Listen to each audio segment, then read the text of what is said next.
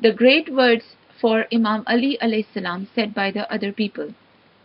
According to the words of Gibbon, Imam Ali Ibne AbuTalib alayhi salam was a poet, a soldier, and a saint. His wisdom still breathes in a collection of moral and religious sayings, and every antagonist in combats of the tongue or the sword was subdued by his eloquence or valor. Justice Amir Ali sums up his achievements in the following words: "Thus died in the prime of his life the best-hearted Muslim to use." Allama Ibne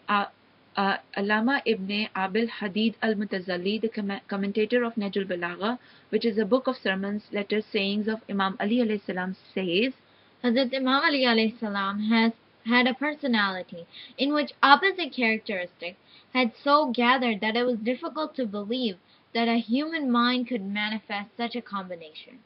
Allama Ibn Abil Hadid al-Mutazalli further continued that he was the bravest man that history could cite.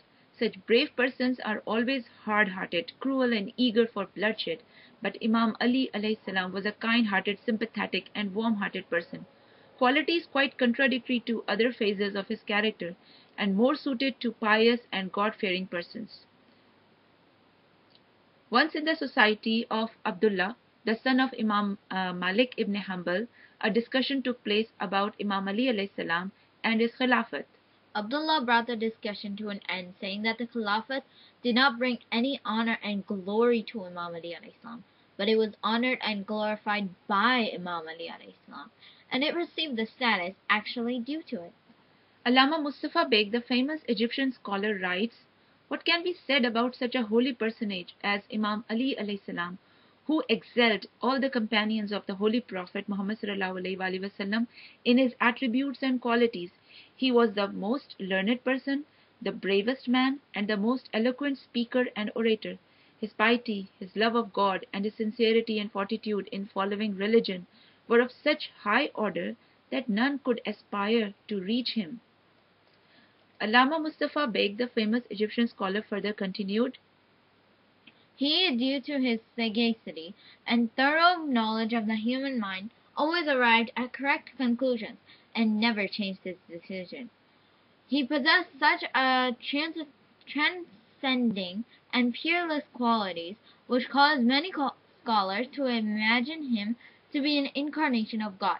He hated tricks and diplomacy, and loved truth and justice, and had it not been for the fear of God, he would have been renowned as the greatest Arab politician."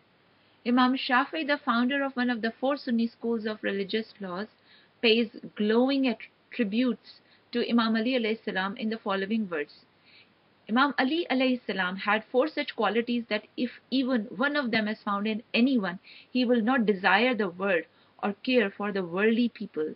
Number one, he was a holy man, given to prayers and abstinence, and holy men do not desire the world, that is, run after the fame and possession of the world, or care for the worldly people, that is, crave the friendship and favors of those who worship power and riches.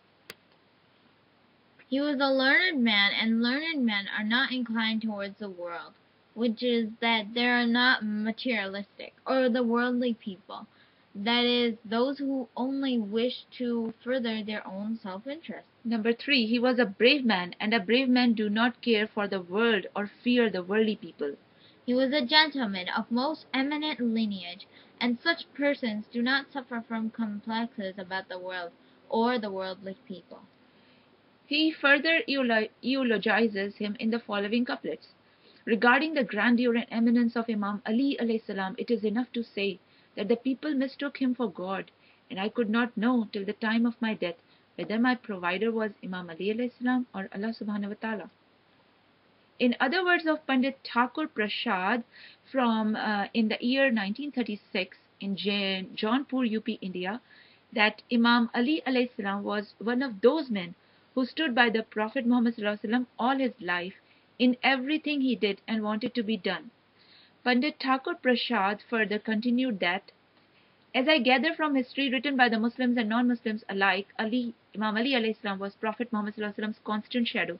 He was the Boswell of a Johnson in his dealings with Prophet Muhammad sallallahu alaihi wasallam. Imam Ali alayhi salam can rightly be said to be the chief builder of the Prophet Muhammad sallallahu alaihi wasallam's power. Likewise, on council chamber and a valiant warrior in the battlefield was he. To his sword had fallen the momentous victories of Khandaq, Uhud, Badr, and Khaybar. But for these Prophet Muhammad sallallahu alaihi wasallam's mission would have perished in its very inception, and the world would have lost a reformation unequaled in a man's history. The consolidation of the temporal power of Prophet Muhammad sallallahu alaihi wasallam by Imam Ali alayhi salam made it possible for the message of Islam to be delivered in an unbelieving age. It would thus appear that Imam Ali alayhi salam was the most highly entitled and the best deserved for succession to the Imamat of Islam, both on the strength of his family relationship to the Prophet Muhammad sallallahu alaihi wasallam and on the ground of his merits, being the sincerest friend and follower of the Prophet Muhammad sallallahu alaihi wasallam.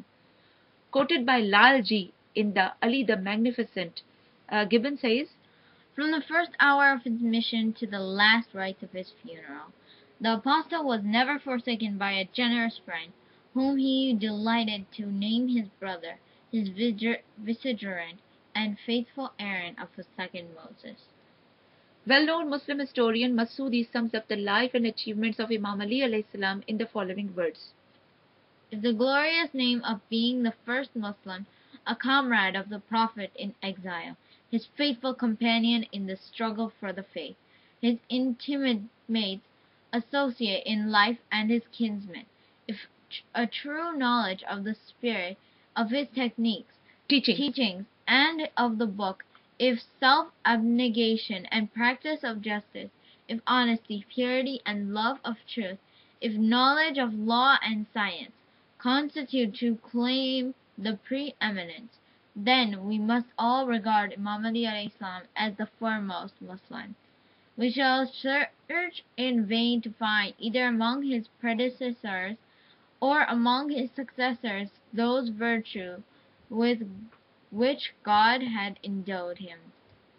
As quoted by Amir Ali in a short history of the Saracens, Davenport says, he was equally celebrated for his eloquence and valor, while his surname of the Lion of God sufficiently attests his powers, of which one out of many instances is that at the siege of Khaybar in 628 AD. In Imam Ali alayhi salam we find the example of a brave and worthy prince, than whom a better is not to be found throughout the Muhammadan sallallahu alaihi wasallam's world, in Ali the Magnificent.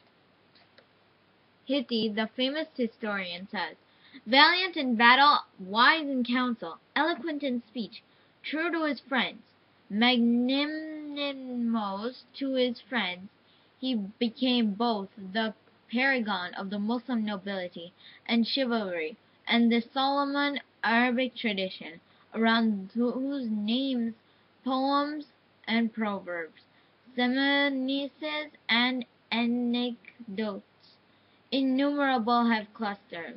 His saber Zulfiqar, wielded by the Prophet Muhammad sallallahu alaihi wasallam on the memorable battlefield of Uhud, has been immortalized in words of verse found engraved on many medieval Arab swords. La Fatah illa Ali, la Saif illa Zulfiqar.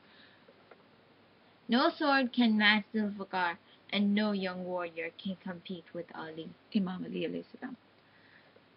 Abu Ali Hussein Ibne Abdullah, commonly known as Bu Ali Sina or Avicenna, the famous Arab philosopher, astronomer, poet, mathematician, and physician, the greatest thinker of his age, has rightly said that Imam Ali alayhi salam and the Holy Quran were the two miracles of Muhammad, the Prophet of Allah.